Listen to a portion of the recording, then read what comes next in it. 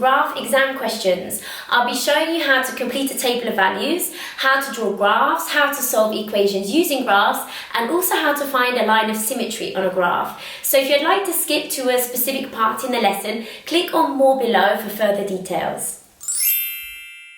In this exam question, we have to complete the table of values for y equals x squared minus 5x minus 2. So we have to fill in the blanks in the table and calculate the three values of y here, here, and here. So I'm going to show you two methods to calculate these values. In the first method, all you have to do is substitute these x values one by one into the original equation up here to work out the corresponding y values. So if we take the first value of x, so when x is equal to negative 2, to work out the value of y, we have to square x, then minus 5 lots of x, and then take away 2.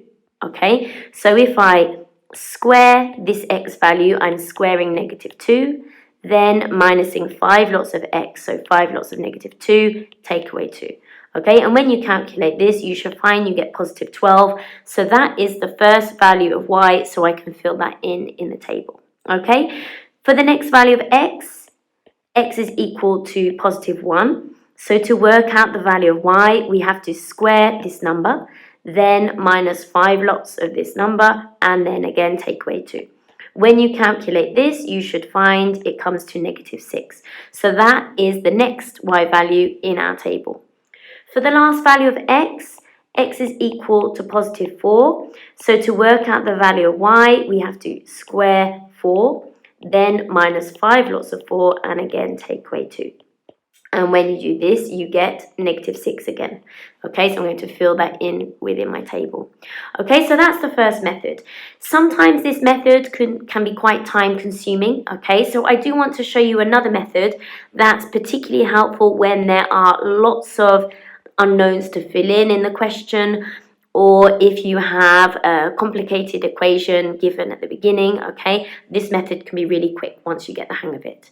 So grab your calculator if you don't have it already, okay, and look along the top. One of the buttons should say menu or mode. On my calculator here it says menu, so I'm going to press menu. Then you need to look for the option that corresponds to table. Okay, so on my calculator I have to scroll along to number 3. You might just have to type in a number to select table on your calculator. Okay, once you've done that, it takes you to the next screen. On my calculator it says f of x. Okay, this is the same thing as y. Okay, so we know that y is equal to x squared minus 5x minus 2 in this question. Okay, that means you have to put f of x equal to x squared minus 5x minus 2. So when you get this option on your calculator, you have to write in the equation given in your question. Okay, so you actually have to type in, and I'm going to do it now on my calculator. On my calculator, to find x, I have to press alpha and then the bracket button. It might differ on your calculator though when you do it. Okay, don't forget to square the x, then minus 5 lots of alpha bracket to get minus 5x, take away 2. And it's a good idea if you try and type this in as I explain on your calculator. Okay, once you've typed it in, press equals, and it will take you to the next step. Okay, on my other calculator, it doesn't include this step, but on this calculator, it's asking me for g of x. If your calculator asks for g of x, you can just leave this blank, okay, because we don't have a second equation to type in. So just press equals, and it should take you to the next page. So on my calculator, it now says table range, okay, and I have a start value, an end value, and a step value that I need to make sure are filled in correctly, okay, corresponding to this table. The start value I usually take to be the first blank in the table. So the first blank is here. So you're taking the x value here, negative 2. That's the start value. Okay, once you've typed in -2, press equals, and it will take you to the end value. I usually put the end value as the last blank in the table. It doesn't matter if you choose the last values in your table, but you don't need these ones. So I usually tell my students to choose the last blank in the table. So this time x is 4, so that's your end value. The step in this question is quite straightforward. You have to look at the x values in your table, and you should be able to see they're going up in a step of 1 each time, okay? So the step would be 1. Now, it won't always be 1, okay? If you had some values of x that said 1.5, then 2, then 2.5, the step would be 0.5. The step can change, okay? You want to try and choose a step that will include all of these values. If you find that you use this method, the table method, and you're missing a value, you can always revert back to method 1 to work out one of the missing values if you're not sure how to get the last one, okay?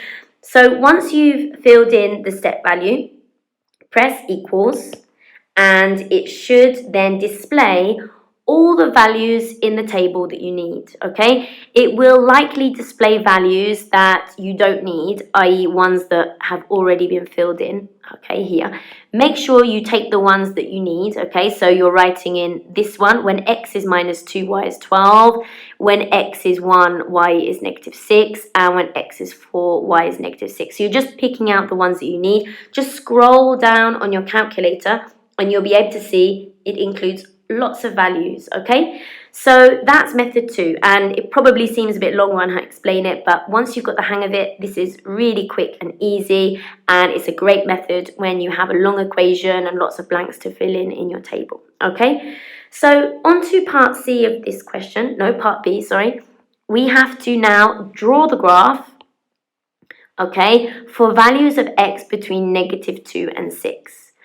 So the values here of x between -2 and 6, they're just referring to the minimum and maximum x values in our table. You should be able to see the smallest x value in our table is -2, and the largest x value in our table is +6. It's just saying we have to draw the graph for these points and all in between, okay? So that's all that part means. So we're plotting the points. So if we take the first pair of points, so when x is -2 and y is 12, when I plot that on the graph, it would be here. So just do a little x to mark that spot. Then for the next one, when x is -1, y is 4, that would be here. Okay, and just go through and mark accurately all of the points on your grid with little x marks, okay? So, and I would use a pencil just in case in the exam you make a mistake. You can rub it out and just do it again, okay? It's really important that you do this accurately. Okay, nearly finished, 5 - 2, and the last one, 6, 4. So once you've got all of those points located, make sure you join them up, okay? You have to join up these crosses. Don't use a ruler when you have a curve like this. Draw it freehand, but do it as neatly as you can, okay? So join the points up like this. If you feel like you've done it a bit wobbly, a little bit messy, do rub it out and try again. When you get down to these bottom points, make sure the curve keeps going down, okay? You don't want to draw a horizontal line like this, okay, to go across those 2 points, okay? It should be a smooth curve. Okay, so then we're going to keep going up all the way to the last point. Okay, so there is the graph. Now, on part C, we have to draw the line y equals 2. Okay, this is a horizontal line, okay, that looks like this. I would say find the value of y equals 2 on your y-axis here, okay? And then you should be able to see that all the points along this line always have a y value that's equal to 2, okay? So these y equal a number, a constant equations, they're always going to be horizontal lines, okay, across your grid. So that's part C. Now on to part D, we have to use your graph to solve this equation, okay? So this left-hand side of the equation is the equation that we were given at the beginning of the question. Y equals x squared minus 5x minus 2. Okay, so that is the curve that we drew on here. Okay, here it says equals 2. Well, this means that y is equal to 2, and this happens to be the horizontal line that we drew on in part C. So you're looking to see where your curve is equal to the horizontal line, i.e. looking for the points of intersection, so where they cross. Okay, so you should be able to see they cross in 2 places. Write down the x coordinates of these 2 points of intersection as accurately as you can. So I can see this first point on the left, it looks like it's negative 0.8.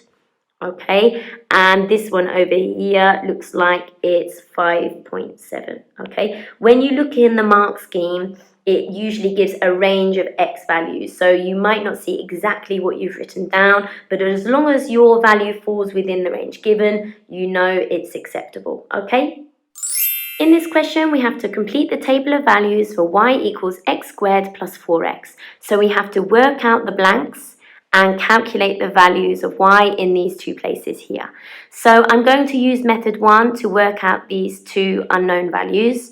So if I take the first x value here, so when x is negative 2, I need to substitute this value into here and here in the original equation to calculate the value of y. So to work out y, we have to square x, so square negative 2, and then add 4 lots of x, so add 4 lots of negative 2. Okay, so if you calculate this, you should find you get negative 4, so that is the first value of y. Then I'm going to take when x is 3. Okay, so when x is equal to 3, to calculate y, we have to square x, so square 3, and then again add 4 lots of x, so 4 lots of 3. So 3 squared is 9, and 9 plus 12 is 21. So that is the second value of y. If you wanted to use method 2 on your calculator to fill in the table of values, remember you need to go to menu or mode, then follow the table function, type in your equation next to f of x, so f of x is equal to x squared plus 4x in this question.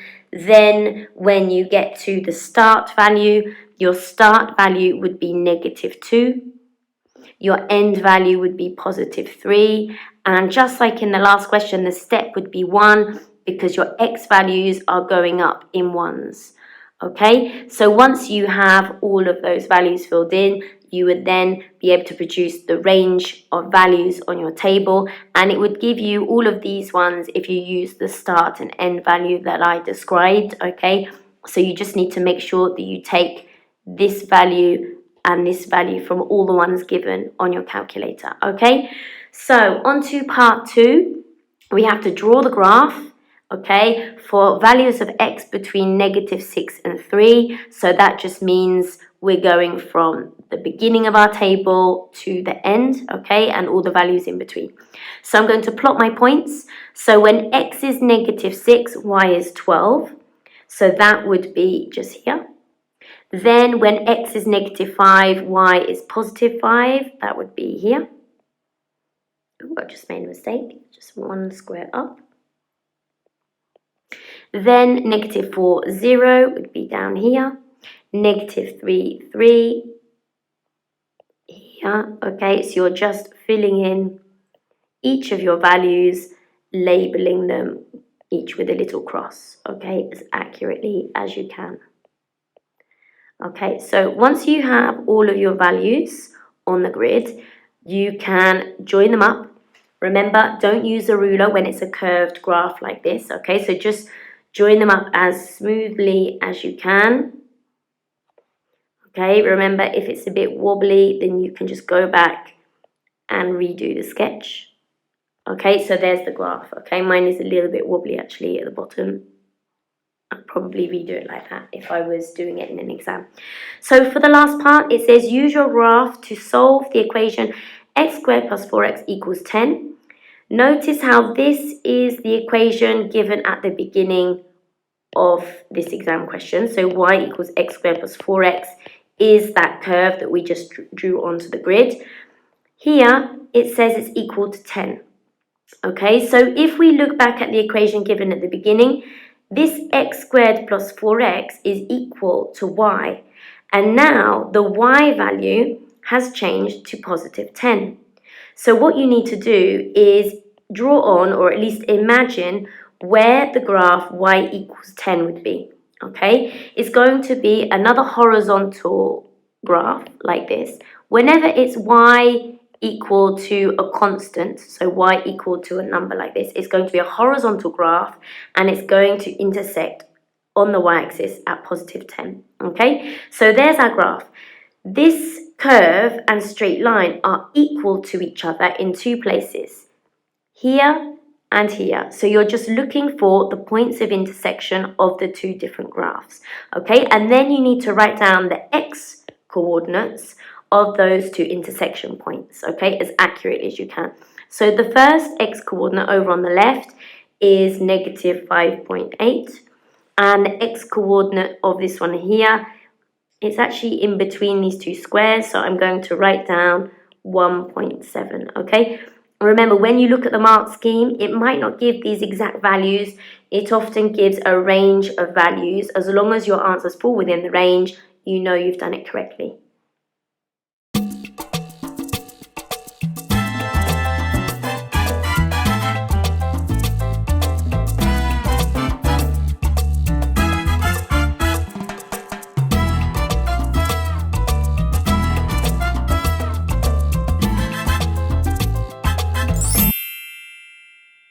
In this question, we have to complete the table of values for y equals 4 plus 3x minus x squared.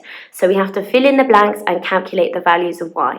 So I'm going to use the table function on my calculator. So to do that, I press menu at the top, followed by table, and then when the calculator asks for f of x, I'm going to type in the equation here, okay? So the start value in this question is just here, okay, above the first blank in the table. The end value that the calculator asks for is here, the last blank, so 3. And the step is going to be 1 because the x values are going up in ones.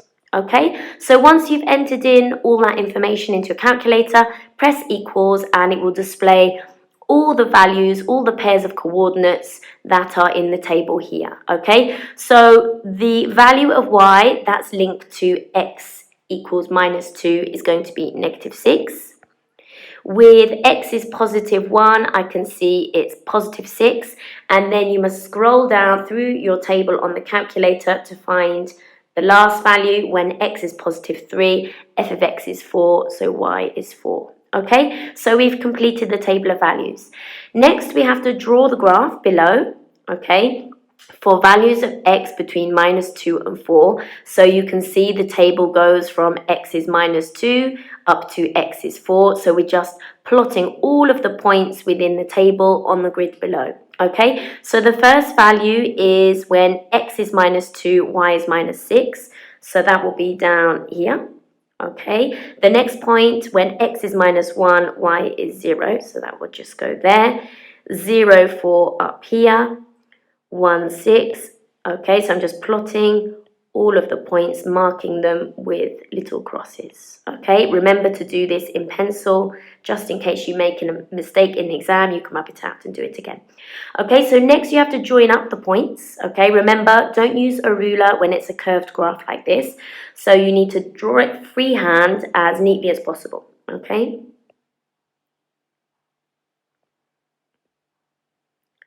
Making sure that you go through all of these points. When you get to the top, just make sure you don't draw a horizontal line like this to join these points up. The curve has to keep going upwards. Okay, so you need to keep moving up, and then now we can go down. Okay, so we've drawn the graph. In part C, it says the line y equals 2x minus 1 is drawn on the grid. Okay, so you can see that straight line, okay, that's already on in bold, okay. It says use your graph to solve the equation 4 plus 3x minus x squared is equal to 2x minus 1. So hopefully you can see that this is the exact equation that was given at the beginning of the question, okay? Y equals 4 plus 3x minus x squared. So this is the parabola that we just sketched onto the grid, okay? Y equals 2x minus 1 is the straight line that was already on the grid, okay, at the beginning.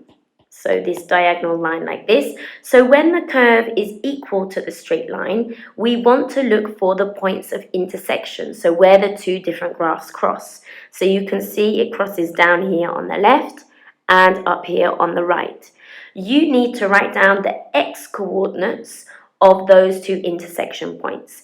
So if we take the point down on the bottom left hand side, we can see that, just move up to here, okay, it crosses at minus 1.7, okay, and the point up here, it's actually like in between those two squares, I would say, so it's positive 2.75.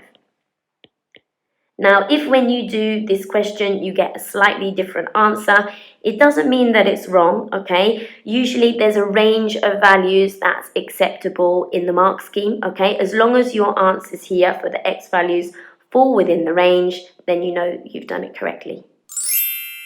In part A of this question, we have to complete the table. So to find the values of y, I'm going to use my table function on the calculator again. So remember, you need to press the button where it says menu or mode, followed by the button that selects the table, okay? Then when the calculator asks you to type in f of x, you need to type in x squared plus x minus 5, okay? So press equals, and then when it asks for the start value, remember you take the first x value just above the blank part in the table, okay? So the start value is -3. The end value is going to be above the last blank in the table, so the end value is +2. Okay, the step in this question is just like it was before. It's going to be +1 because the x values are going up in ones. Okay, so once you've entered all of that information into your calculator, press equals, and then the calculator will display all the pairs of coordinates for you on the screen. Okay, so if you look at your calculator screen, you can see that when x is -3, f of x is 1, so that's our first value of y. Then when x is +1, you need to scroll down on your calculator screen for this one. You can see that f of x is -3, so that's our next y value. And then for the last value, when x is +2, f of x is 1, so y is equal to 1. Okay, so we've completed the table of values. Next, for part B, we have to draw the graph, okay? So it's the same equation as the one at the top, okay? So we're plotting all these points from the table on the grid below, okay? So let's start with the first set of coordinates. When x is -4, y is 7, okay? So that will be up here. Okay, next, when x is -3, y is 1. When x is -2, x is -3. When x is -1, y is -5. Okay, and you're just plotting all of these points carefully on the grid.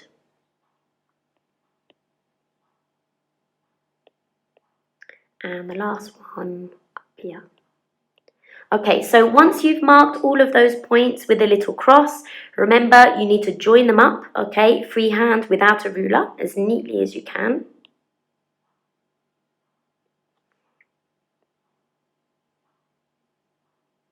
And remember, when you get to the bottom, keep going down with your curve. Don't draw a horizontal line between those 2 points at the bottom. There we go. Okay, so I've drawn the graph. Now for part C, it asks us something different. It says write down the equation of the line of symmetry of this graph. Okay, so hopefully you can see that the line of symmetry is here. Okay, you're looking for the line that cuts the graph in half so that it's symmetrical on either side. Okay, it's exactly halfway between these 2 points here. Okay, so the equation of this line is x equals -0.5. Okay, you can see the dashed line crosses the x-axis at -0.5, and every point along that dashed line has an x value that's the same, okay? All of the x values are negative 0.5, okay? So that's the equation of the line of symmetry. For part D, it says use the graph to solve the equation x squared plus x minus 5 equals 0. So you should be able to see that this here is the same equation that was given in the beginning of the question. Okay, it was the parabola that we drew on. Okay, the points from the table. Over here, it's equal to 0. Okay, you can see that the graph at the beginning is equal to y, and now this y value has changed to 0. Okay, so y is equal to 0. So if you look on your graph, or if you look at the grid, y is equal to 0 down here, and here, and here. All the way along the x-axis, the y value is always going to be 0. So the x-axis is the line y equals 0. Okay? So you're trying to find out where your curve intersects the x-axis, okay? Because that is where the curve intersects the line y equals 0, okay? So an easy way to remember this is whenever your curve is equal to 0, you want to look to see where your curve crosses the x-axis. Okay, so it crosses here and here. You need to write down the x values of those two intersection points. So the one on the left is negative 2.8 and the one on the right is 1.8. Okay, so they're the solutions of x. Remember, sometimes in the mark scheme, they give you a range of values, so you might not have exactly those answers, but it could still be correct, okay? Just try to draw your graph as neatly as possible when you join up the points, and that will increase your chances of getting your answer correct at the end.